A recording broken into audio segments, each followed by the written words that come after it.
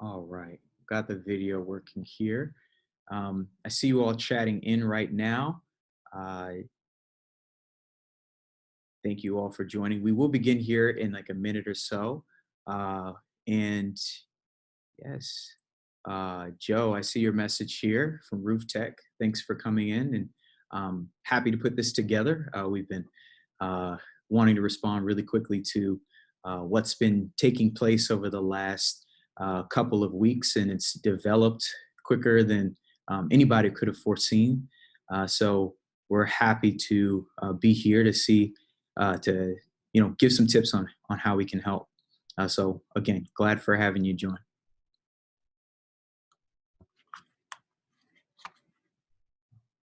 Give a minute here. All right, we're at 11:05. Again, the way that we're going to put this together is in the chat, like some of you are chatting now. Go ahead and as we go forward, if you have questions, go ahead and chat them there. You'll see, you might see two pictures of my colleagues, Evan and Anna. They'll be there to be reading all of your questions as we go along. They'll go through them, and then at the end, we'll try and answer as many as possible. We're going to try and leave the last 10 to 15 minutes to answer your questions as you chat in. But in the meantime, I'll be presenting. I'll be talking about my tactics that I use as doing remote sales, and hopefully you all learn something from this, or if not many things that are going to help you continue to do business in light of this coronavirus. So let me go ahead and share my screen here. Second.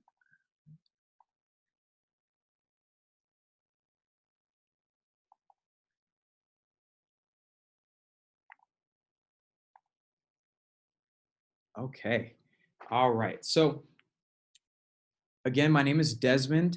Before joining Folsom Labs, I was working at a solar contractor out of Florida called ESA Solar, and some life changes happened, and I actually was having to move to San Francisco quite soon. So I was in between jobs, and I really give a lot of thanks to ESA Solar for actually allowing me to continue to work remotely because nobody had ever been a full remote sales person before. And so I had to put together a couple of different processes and tactics to be able to continue sales. And at first there was concerns of could this work? Could we maintain? And what actually I found out was not only was I able to maintain my sales, but I actually saw some increases in close ratios and effectiveness by bringing in the tactics that I'm going to share with you today. So the things that I'll be covering include examples of critical tools for remote sales. So this includes things like video conferencing, which is what we're doing right now, as well as other tools like clip recordings and e-signatures. We'll talk more about those. And then I'll walk you through the stages of a remote sale and what I found to work. And that starts with, just being an effective communicator, establishing the channels that you and your client are going to be working with. Then in stage two, making sure your presentation is as engaging, if not more engaging than it's ever been before, since you're not going to be able to be there in person, shake a hand, kiss a baby. You can't do that anymore, right? So you got to make sure your presentation is awesome. Then closing the deal. How does that work when you can't sit across from the table or push over a contract or do that with them? How do you effectively close the deal? So I'll be sharing the different tactics that I found to work while doing this remotely. So first, let's talk about the tools. Let's set the table for putting together your remote sales toolkit. So the first thing is video conferencing. We'll talk about video clip recordings. So this is like an alternative for when you can't get a live call like this with somebody. You might need to send them just a clip recording of maybe like design work or something like that. So we'll talk a little bit about that. Content activity tracking. So that has to do with when you are sending over or showing information like proposals, brochures, or whatever, you want to be able to know how interested your client is, because you can't, when they're looking at stuff when you're in the house, you can tell by their facial expressions or their body language how interested they are. But now you have to be able to track it. E-signature. So a lot of you may be using this already, but this includes things like DocuSign and things like that, where you will have the option to send them documents for them to fill out and sign that you would normally have to do there in person or by mail. So video conferencing. The four tools that I've had experience using included Zoom, which is what we're using right now. So this is a great tool, has lots of features and similar to that is GoToMeeting. They're focused around, the video conferencing experience. I really suggest them. And it allows you to record and do many different things as you're going along here. So that reminds me, let me make sure that this is also recording. We are, just wanted to make sure of that. So another thing I want to announce is that if you're watching this, don't worry about trying to remember everything. We are recording this. We are also going to launch a blog about this as well, which we'll follow up with you about. So just really take the moment to take in the information and understand it and prepare questions, but you don't have to take every note down. So Zoom and GoToMeeting have features like that, recording, but you also have things like Skype, which for a lot of clients, what I found was they were used to Skype. It was one of the video conferencing tools that was big early on. And so we might use Skype instead of Zoom or GoToMeeting. Or Google Hangouts. I found that was really helpful for businesses that work out of Gmail, and as well as clients that use Gmail. It's really seamless to do a calendar invite and include a Google Hangouts video conferencing invite right there in the calendar invite. So that is a very convenient factor of Google Hangouts. Now, video clip recording. The tools that we even use here at Folsom Labs include Cloud App and Loom. So these are tools where you can take capture a section of your screen as you are describing, let's say, a process. Let's say you're showing how you design their home, or how maybe you want to just do a visual for them, do some drawings, explain how solar works or something like that. Like, you can record yourself or you could record your screen, talk over it, whatever you need to do. But it's a great alternative to a live call because you can show them video and also get a message through. So I would highly suggest those two tools there. Content activity tracking. Two examples of this, they'll also call themselves sales enablement platforms. Showpad and HighSpot. What these things allow you to do is you can upload your content, like I mentioned before, brochures, videos, your sales, sheets or anything like that that you would show a client, and you can email through their platform or generate links from the platform, where that when that person goes to view it, it will ping you and let you know, hey, like this person's viewing your content. These are the pages that they looked into. And if they shared it with anybody, it will also notify you of that. So this is really good thing to have as part of your remote sales toolkit. E-signature documents. So this includes DocuSign and Adobe Sign. Those are two that I use. There's many of those out there. This will totally help speed up the process for you. It would be really tough right now to find a way to get a document to somebody when you can mail it. But in the era of social distancing, a lot of people may not want to physically touch and move things around, right? So having e-signature is I would argue is a very critical thing to have because it'll allow somebody to sign your contracts, sign documents with their mobile device or on their computer, and you don't have to have a physical piece of paper. It also helps you organize your documents as well.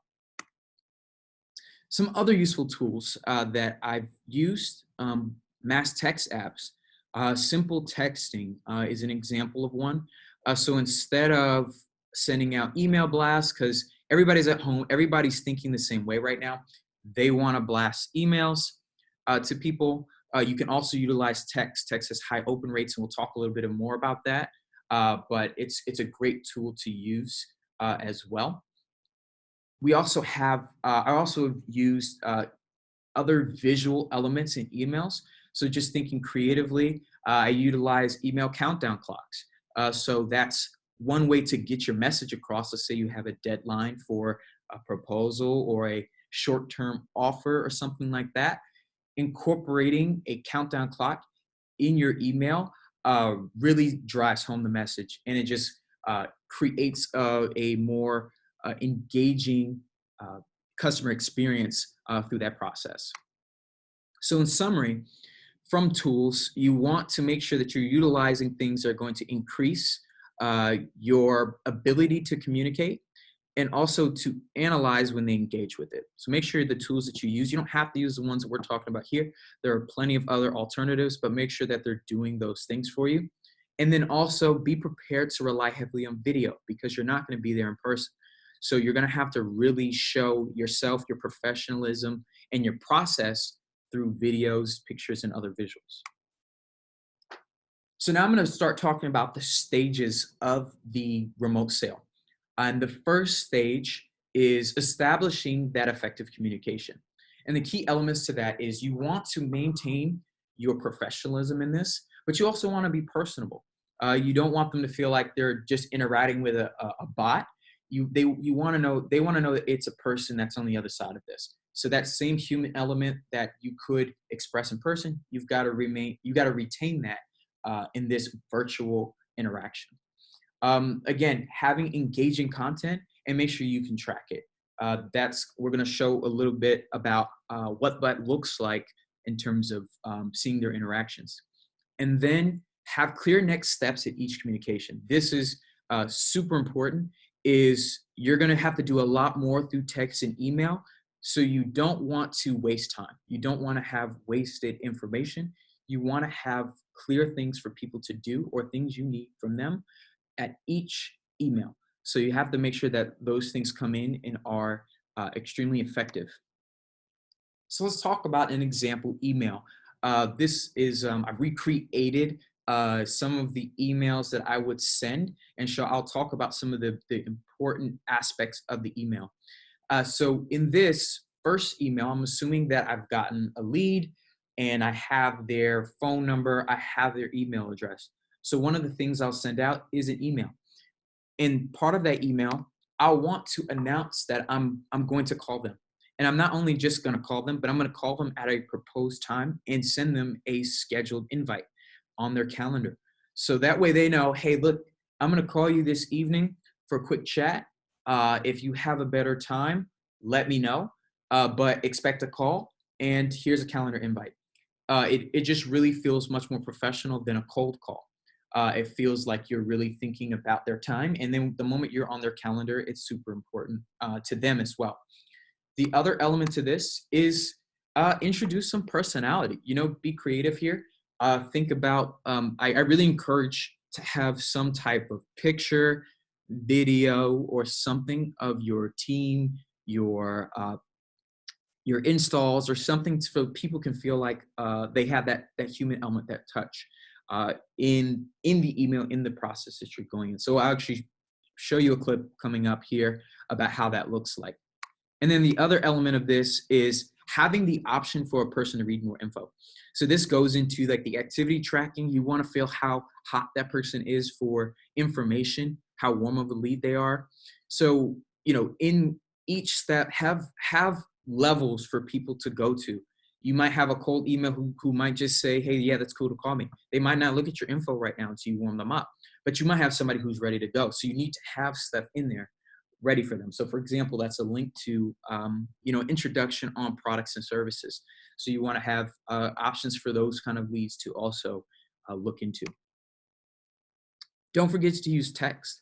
So in this here, this is an example of not only an email that will go out, but also a text that will go out to that person as well.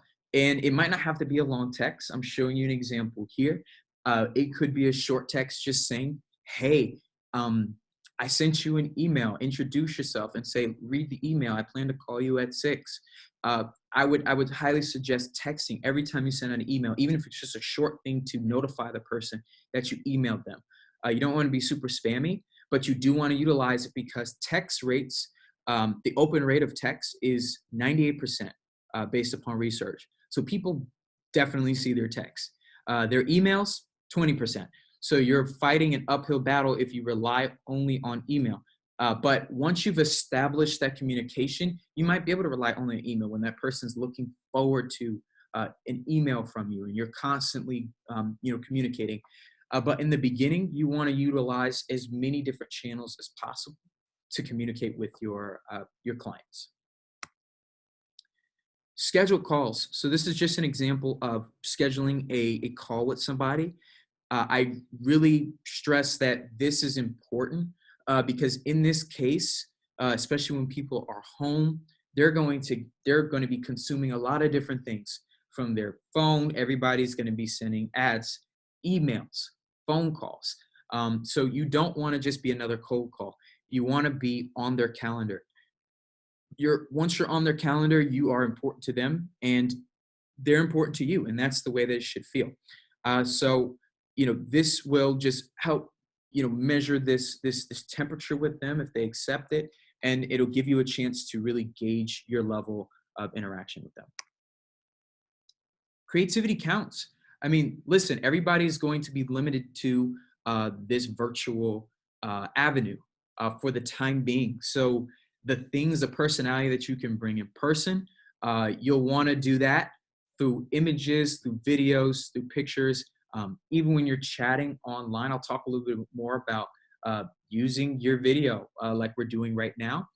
But if you have images from your installs or from drone videos or great pictures, whatever you have, just put something together. Take this time right now to put something that's going to engage with your customer. Now, tracking the content. So this is an example of a view in Showpad. So this would be an example of the link that was in the email saying, hey, intro to new products and services. In that link, there would be maybe your brochures or videos or whatever is there. But when that person goes in, they click, they look at it, you can see what pages they looked at. As you can see, how much time did they spend? How many times did they actually view it? So you can see that there, as well as what pages. So this is important too, because if you have multiple pages of information, and let's say that one page talks a lot about the inverters versus they're focused on inverters versus focusing on modules. You might want to tailor your next conversation about inverters because that seems to be the thing that they were viewing, or just ask them about it, like, what are the things you're interested in? How do you feel about inverters? It might just help you drive your conversations and be that much more effective. One thing is these things will ping you as soon as they're looking at it. So like within the first minute of them looking at this, you'll get notifications. You'll get an email saying, hey, John Doe has viewed your brochure. Try to avoid cold calling them as soon as they're looking at it. I know some people say, hey, call them as soon as they're looking at the information. My argument in this time is to don't be thirsty, because people, the moment they feel, they're going to be more sensitive to this stuff. So if they feel like you're tracking them, then the moment that you send them the next email, they're not going to want to look at your stuff. So just be patient, let them view it. If you already had a call scheduled with them, that's fine, be natural, but don't be too quick to attack. This process, this sale is not the quick sale, it's the effective one. So you want to make sure that you are funneling them towards closing, and you don't want to come off as too aggressive. So don't call them as soon as you get a ping. But it is a great tool to see and track when people are actually interacting with your content. All right, so clear next steps. So for example, let's say that we've just had the first call with the client. We talked a little bit about their needs. So for an example of let's say a residential client, I'm saying, all right, now the things that we're going to need for a design, because we're not going to be able to go to the property to verify these things, are including like before I talk about that, they're going to include, their home, the trees, the shading, the objects on the roof. You're going to want to know that information. But these are some of the key elements that are in every email, and especially in this next step email would be to schedule, the proposal presentation. So make sure you schedule that, put it on their calendar again, put it in the email so that they have it. Also, ask them to start verifying things about their property. So how many times have we had a moment where somebody has given you maybe a slightly incorrect address, or Google or Bing Maps or something has the image off a little bit. So we're looking at maybe one property versus the other. We don't have the option to go to the house right now. We're assuming in this remote situation you don't. So you want them to verify information. So send them snapshots of what you see in your design tool. If you pull that up and you see that this is the house, send them, say, hey, is this your home? Also, send them a street view or something. Say, hey, are these trees still here? I can't come here to verify this. Are these trees here? Are they still this height? Ask them about, point out objects on the roof. Are those pipes still there? Like, you might want to ask them also things about their service panel, their main panel, service panels, their electrical systems. Ask them for those pictures. So that way you can let them know that you're actually thinking about these things. There is always a little bit of doubt with clients sometimes, because they might not be sure how can you properly assess what I need if you're not coming to my property. And you have to show that through your process. So you engage with them, you ask them for these things up front, versus them asking you or having in the back of their mind, how are you going to do this? Make it clear. So ask for those things in your email. And then, electric bill, right? So this is a normal part of the sales process for, I would assume, everybody. This is important. Again, here's your opportunity to ask them for PDF. If you have access to like interval data or links for them to go to send them, to send you or get access to their energy usage, go for it. I would say like this email right here, this is one that you have to gauge your client. Is this person going to be able to do these things together effectively, or do I need to break this up? This might need to be 2 emails. You might need to say, hey, I need an energy bill first, then your property images later, in the second email. But you have to make sure you give them enough, but not too much, to do in each email step. So in summary, when you're establishing these, in this first stage of establishing communication, you want to make a strong introduction, and make sure you utilize all your channels, mainly text and email, because we talked about it. Again, text is going to give you that ability to make sure they see it, or a very good chance they're going to see it, and then follow up with, hey, here's your email. Make sure you're creative. Again, introduce yourself, your team, your installs. Let them see that. And then also track your engagement. Make sure that you know their temperature. You can't see their interactions with you, facial expressions in the home, so you need to track it. And then have those clear next steps for the client to follow, and make sure that you get the information you need to design effectively. So stage 2 is your engaging presentation. So in this part of the process, this could be multiple steps. It could be all presented at one time, but you need to make sure that you're very dynamic and you're very descriptive, okay? We know how many times we rely on doing things at the property, showing people around their house and pointing things. You can't do that. So you have to be extra professional, have extra level of detail in your process. And then make sure you're showing real people that are doing real things and have tangible results. You want to show them how this is going to be done and how it's been done in the past. So that way they don't have any doubts about, hey, I couldn't gauge how much you know because you weren't in front of me. You want to show them these things. So here in this case, let me make sure that this plays here for you. So this is an example of utilizing your design tool, right? So I would stress that this in remote sale, it's ever more important to utilize a visual designer like Helioscope, especially helpful if it has 3D view, because this is your opportunity to discuss with the client and show them, hey, this is how I accounted for your shading. This is how I accounted for the objects on your roof. You can show them elements of what panels are actually getting affected by shade and by how much. These are the questions that you will get like you would in the house, but there's an extra level of interaction when you're able to do this in front of the client. You'll be surprised how many times I've had calls like this where I'll be showing them their home in the software. And then what they'll do is they'll get up or they'll take their computer with them and they'll go outside and they'll look at their trees, they'll look at their house, they'll look at their roof, because they actually they want to verify, and they also want to help you because they'll say, hey, look, there's a little vent right here that you might not have seen. And then you'll have that rapport with them that you're working together to build this solution. Another aspect of this is if you're not on a live call like you're doing here in Zoom, you can use the video clip recording tools, because that's actually what you're seeing right now is a clip from Cloud app where I recorded moving the video around. If I wanted to, I could have recorded my audio discussing elements of the design. So those are all other options that you can do for this part of the process. Let's say if you couldn't find a time to get together on a call, but you need to go ahead and keep this process moving forward, you can send them the clip. So this is a couple things that you could do here, but this is an important part, and I think is one of the most critical parts of the remote sale. Let me click here. All right. Show real people.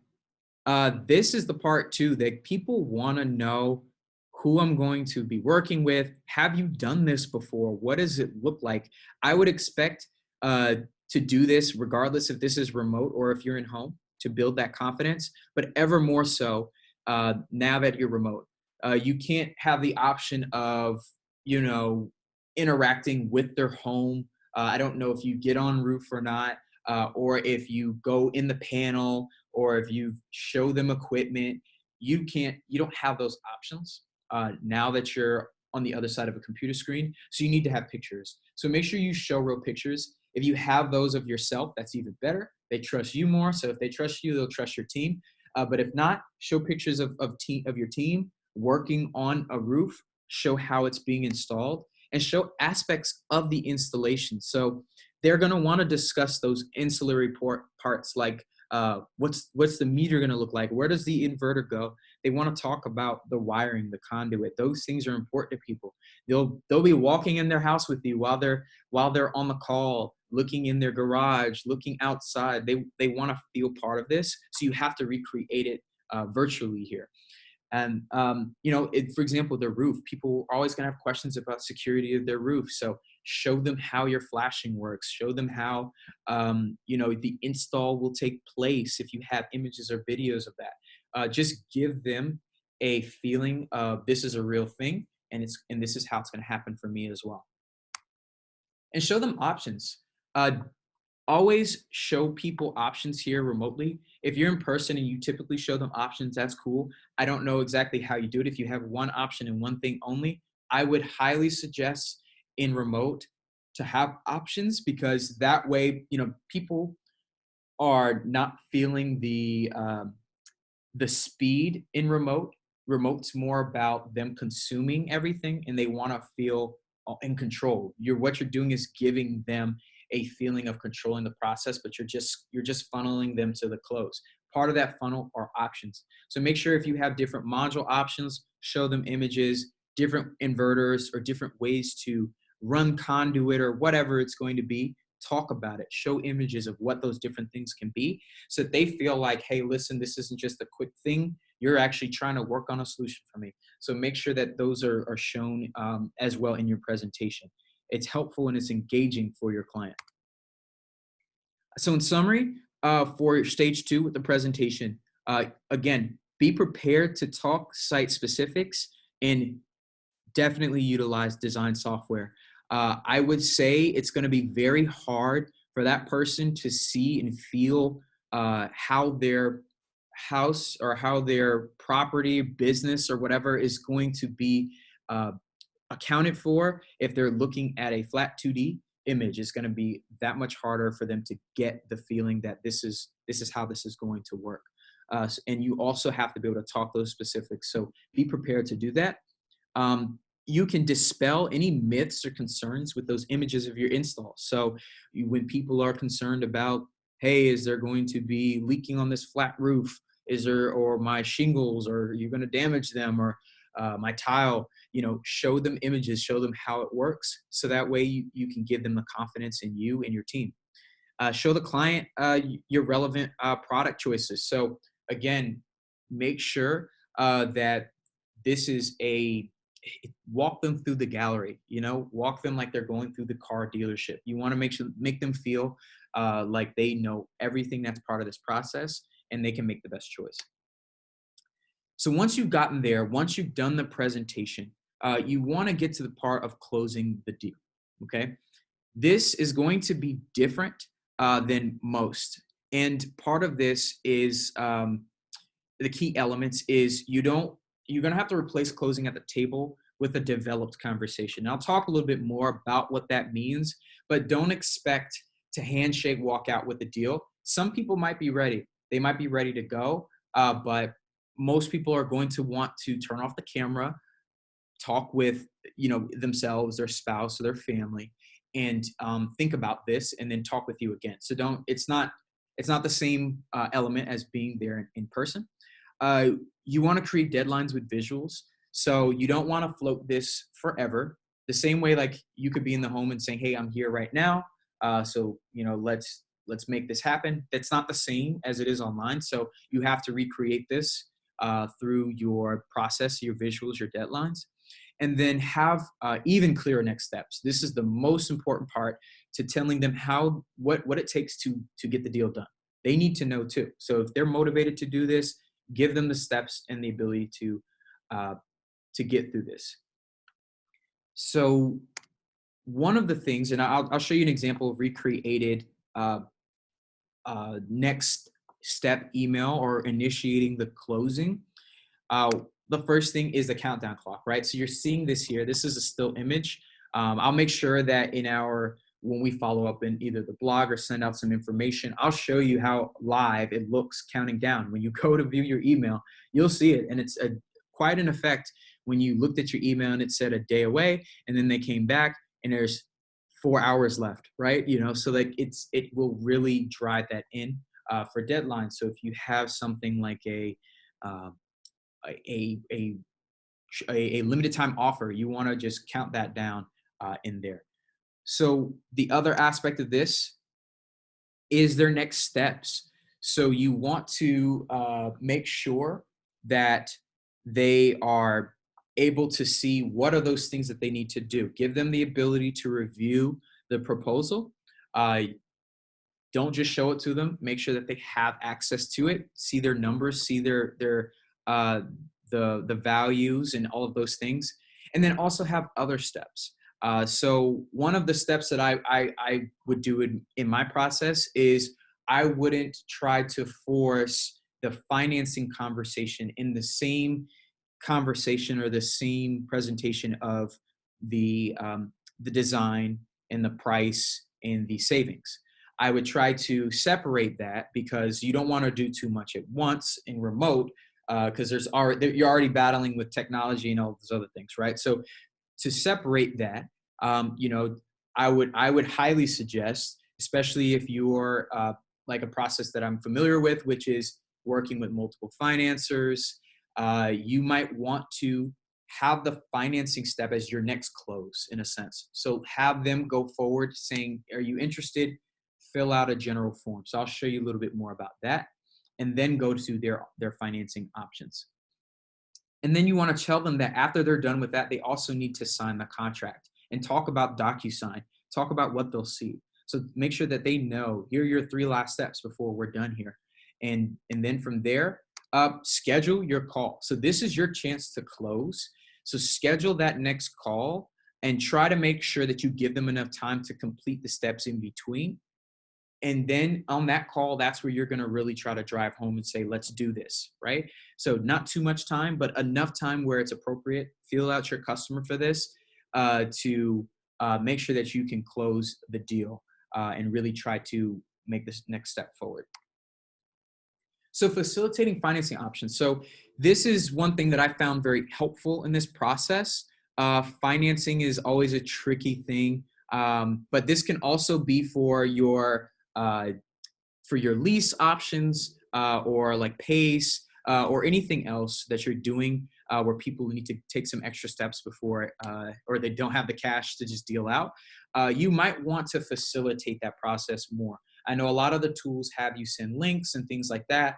I found it to be better to request the information, make sure you have the same disclaimers that you find from the other tools, and then request the information and then go ahead and then take the steps, let them know, hey, I'm going to find the financing for you or whatever options, and take those steps to find the best ones. You don't want to send stuff to people. You want to reduce how much they have to do and you have to wait on. So once you find them their best options, provide them with everything, right? And then explain how it works.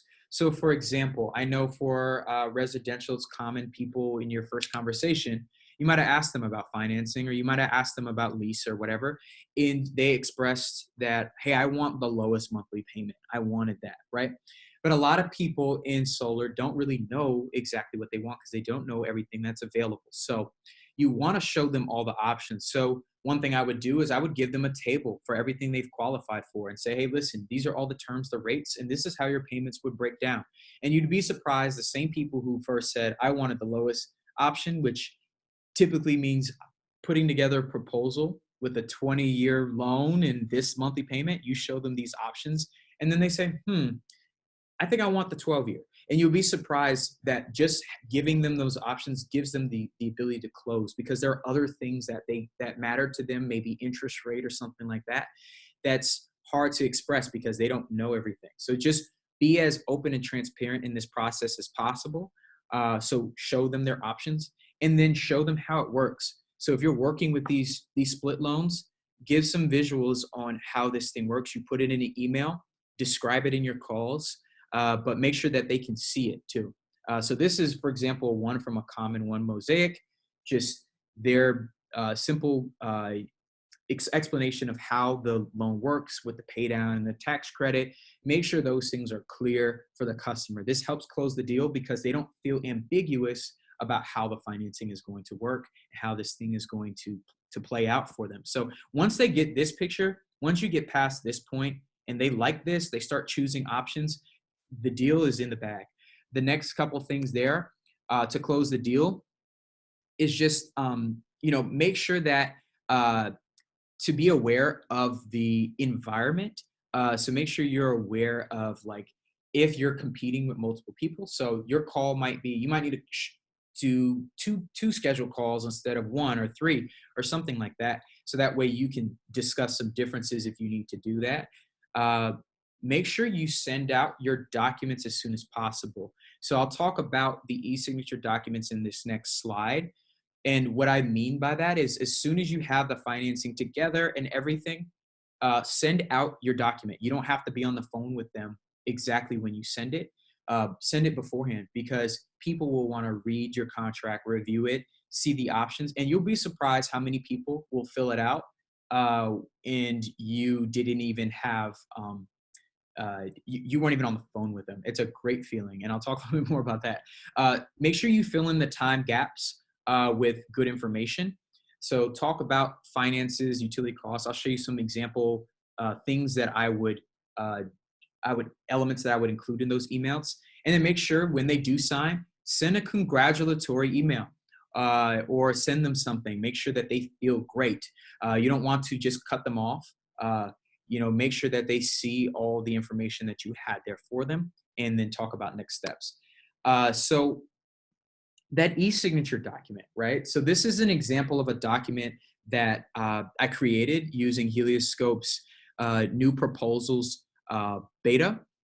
Put that together and you'll see like where the pricing and all that stuff and your equipment, all of those things printed out from Helioscope. And then I put it into DocuSign and then sent it to the client to sign. Obviously, it's me signing it both times for example purposes here, but it'll get sent to you to sign it. Then it'll get sent to them. And then when they sign it, it just comes back to you as a completed document. And this is a great feeling. There's nothing better than waking up in the morning, you just make your cup of coffee, and then you look and you see, hey, completed contract. And this is a day before your scheduled call, right? So that's the reason why I highly suggest to give them the documents early. You don't have to be on the phone with them because they may be quicker to move forward than you think, and you don't want to hold them back. So have it there, but be ready to call them when you schedule that time to fill out the document. So fill in the time gaps with relevant info. So let's say that they say they need a week to review and look at offers or different options. Have some emails ready to talk about, let's talk about utility costs, right? Like maybe you're not hammering on the utility right away, but you want to reestablish that information, show them how utility costs or electricity prices increase. Maybe you send them some information on recent events that are happening in solar. Just keep them warm through the process. Have some emails and some text ready to send them in those gaps in time, especially in this closing section here. This is where you can tell if your client's going to be warm or they're going to be cold. This is the time to try and keep on them. And then just make sure, again, keep scheduling those calls.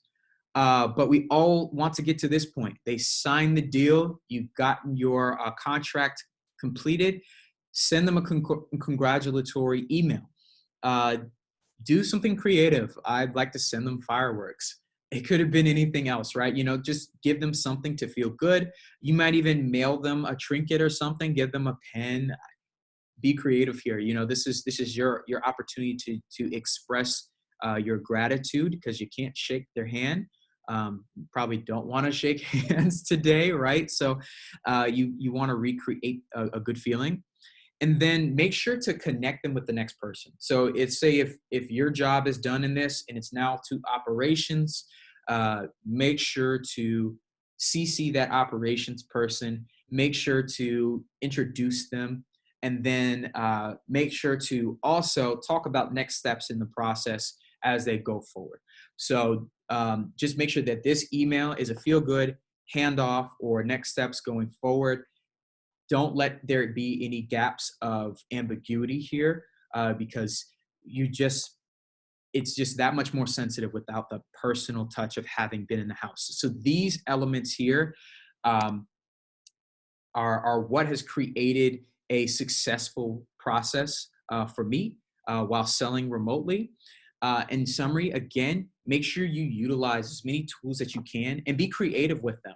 And make sure that they're engaging and you're able to interact with your client as effectively as possible. Be visual, be detailed, and just be engaging with the experience. You're not going to be there in person. Again, you can't play with their dog or you're not going to be in the boardroom in front of people. You don't get to put on the suit. You might be here. I know that right now, one of the things too is you want to show your face. The client may not, but I would suggest doing it yourself if you can, just to be personable.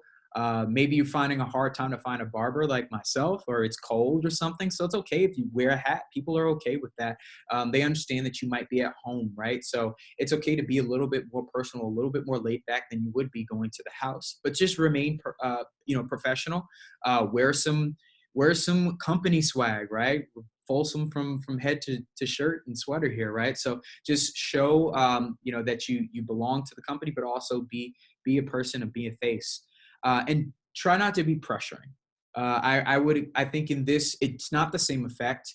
That might be part of your sale process, but you want to recreate the pressure in a different way by just facilitating it, moving them forward, giving them the next thing to do. But you don't want to close now. What am I going to do to get your business? It's not going to work as well. as you would be there in person, right? So try to do that by a funnel of steps and making sure to remain professional and have quality information. Awesome. So that is the summary. That is the presentation here. Again, we're going to be putting together a blog post summarizing this, going into more details, maybe a couple more clips on how you do some of this process. In the meantime, we have left, it's 11:49, so we're going to have 10 minutes of questions. So we're going to go ahead and let me check back in with my team here and see what questions we're going to start here with. All right. Let's see. Okay. Awesome. Thank you. I see many chats here and I really, truly appreciate it. Let me check on my question list here. Let's see. What do we got? What do we have?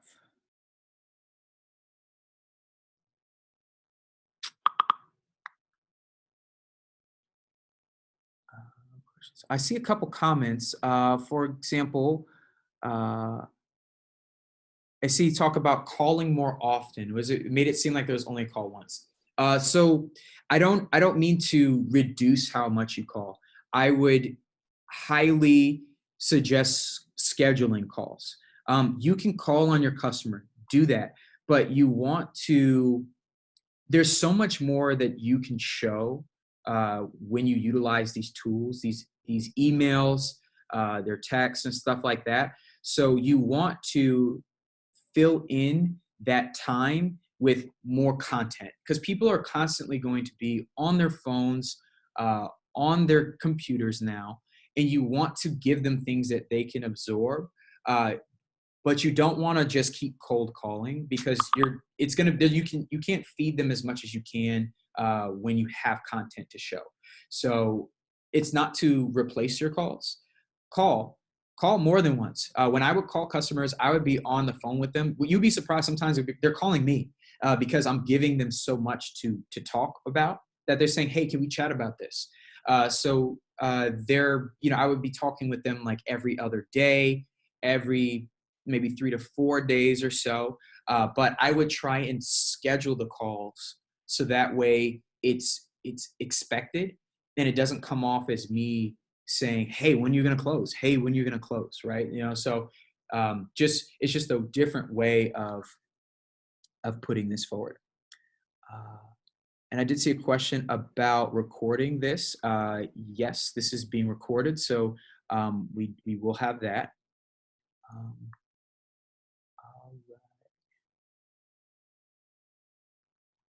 I had a question. Let's see. Hold on.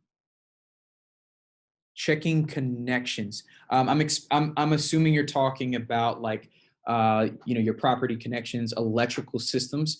So if it's going to be something that a person has to be qualified for to do, it's going to be very hard to replace that remotely. Now, I would say in the aspect of, let's say, residential, most people, if you even walk them through it, can do it. On the commercial industrial side, you might need to pay their site a visit.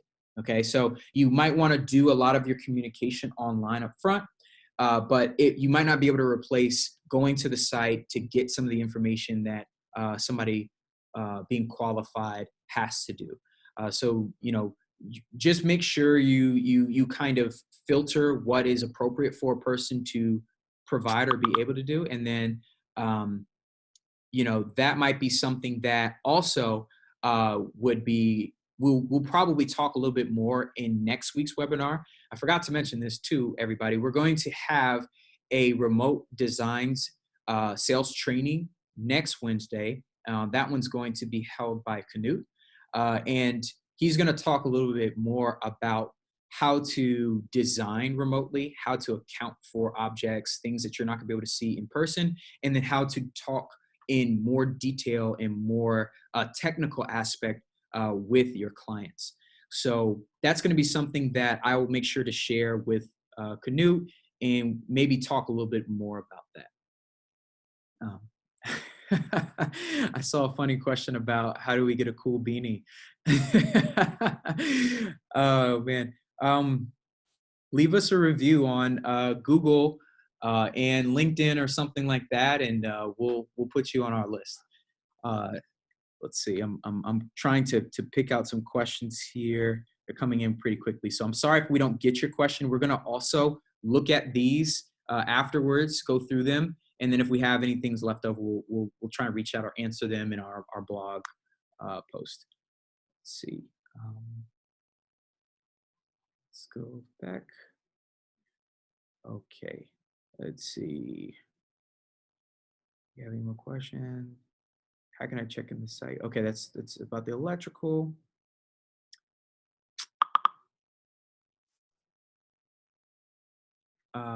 Okay, how do you get utility info if it's not sent with PDF for the client? Great question, right? So this is always one of the more difficult things in the solar sale, right? Trying to get the utility information. One of the things that people can do, if you work with residential, sometimes you're working with, or just in general, you might be working with clients who are just not as technically comfortable, and they might just keep their physical PDF bills. You might have to ask them to take pictures of it and send it over to them, send over to you. Just try to be creative in how you get that information from people. Uh, the aspect is you just have to make sure they have it. If they don't have access to it, it's going to be hard. I can't tell you that there's a magical answer to that part, but I would say make sure it's clear in your communications that it's going to be needed. I would even communicate it early on. Sometimes I would send that in the first email, not even the second.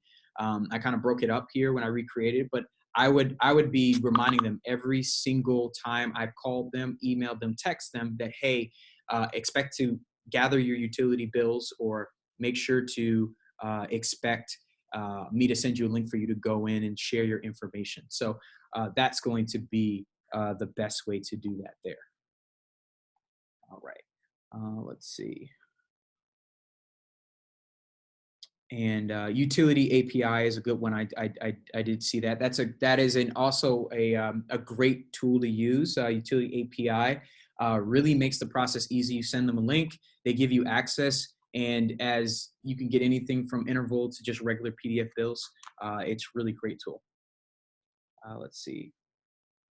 So how do you work with remotely with people not comfortable with technology? Great question. So with people that had a little bit of issues with that, the way to kind of work that is in the first steps. So it's going to be over your phone call, or that's going to be over your first text. You got to get a feel for what they're comfortable with. The the advantage to doing it now is that everybody is being forced to be more digitally uh, comfortable than they were in the past. So with these people, you're going to have to maybe lead them a little bit more. I would say it's very rare that I had a client without an email address. That's very rare. That's very difficult. I mean, I can see even down the line, even before even doing the sale to facilitate the install and all of that process without an email address can be tough. But in this, what you might need to send them is just test with them. Take them a little bit slower, test an email, with them. Say, hey, did you see this email? Let's go through this over the phone. Send them a text, send them a video, send them something just to see what they can utilize. And then from there, try and get a feel for what's going to be the best channel. All of these are going to be the tools I talk about are going to be utilizing technology as best as possible. You might have to reel back if that person isn't comfortable. But that same person who is probably not as comfortable doing that would also maybe be a little bit more comfortable with completing a deal or completing something without that amount of information. So there's a little bit of give and take with that there. There's no magic to that, but definitely in the beginning, test what channel they're going to work with. Um, all right. I had a question about how to calculate the costs and requirements of cable between panels and the inverter and distribution board. So we're going to probably talk a little bit more about that in next week's webinar when we discuss the remote design tactics. How could you utilize even software to help you in that process, right? So we'll talk a little bit more about that one. In this case, it really depends. I would say software is going to help you a lot. Another thing that you can do is maybe lead your client to ask them, "Hey, do you have a tape measure? Could you put this next to this in the picture?" You'll be surprised. People are often willing to help you get the information that they want. All right, let's see. Awesome. So we're coming up here. Let's see. I have one more question. We will have so after this call, we'll be I had a question about expecting the PowerPoint of the webinar. So we will be looking to send out information or send out this recording following the call via email. We'll also be looking to put together a blog post and possibly a remote sales guide. So look forward to more information on how to do these things uh, coming forward, and we'll keep you in the loop. So if you're asking for this, if you've registered for this webinar and you've attended, you're right there on our priority list. This will be, we will be in contact with you with any and all information we have regarding remote sales or remote design. So again, thank you everybody. We really appreciate you for joining this call right now. We know this is very extraordinary times right now with sheltering in place or lockdowns and quarantines. Really hope everybody is safe, feeling well, washing hands, and I hope that in this process, if anything, that this can teach us to reach out to one another virtually, not physically, but to just be in this together. We're all in here to try and help this industry continue to push forward and really help our brothers and sisters around the globe. We're all feeling this, and I really hope that everybody recovers from this, and there are brighter days ahead. So thank you again. Really appreciate it. Thank you to Evan and Anna for helping field the information, and we look forward to hearing from you all soon. Make sure to register for next week's webinar about remote sales design tips, and we'll have much more for you all to improve this process. Take care, and everybody have a great day.